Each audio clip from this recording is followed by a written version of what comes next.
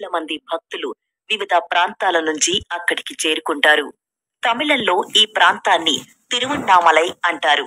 తిరు అనగా శ్రీ, అన్నామలై అనగా పెద్ద కొండ అని విశ్లేషణ. ఇది చాలా గొప్ప పుణ్యక్షేత్రం.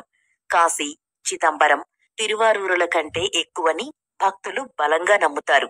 అరుణాచలం వేద పురాణాల్లో కొనియాడబడ్డ క్షేత్రం. అరుణాచలేశ్వర దేవాలయం శివాజ్ఞతో విశ్వకర్మ నిర్మించారని చెబుతారు. దాని చుట్టూ అరుణమనే పురము నిర్మించారని పురాణాలు తెలుపుతున్నాయి. ఈ కొండ శివుడని పురాణాలు చెప్పడం వల్ల ఈ కొండకు తూర్పున గల అరుణాచలేశ్వర ఆలయం కంటే ఈ కొండకే ఎక్కువ ప్రాధాన్యం ఇస్తారు. ఇది జ్యోతిర్లింగమని చెప్పుకొనబడుతుంది. ఈ గిరి ప్రదక్షిణ పౌర్ణమి రోజుల్లో ఎక్కువ మంది గిరి ప్రదక్షిణ చేస్తారు.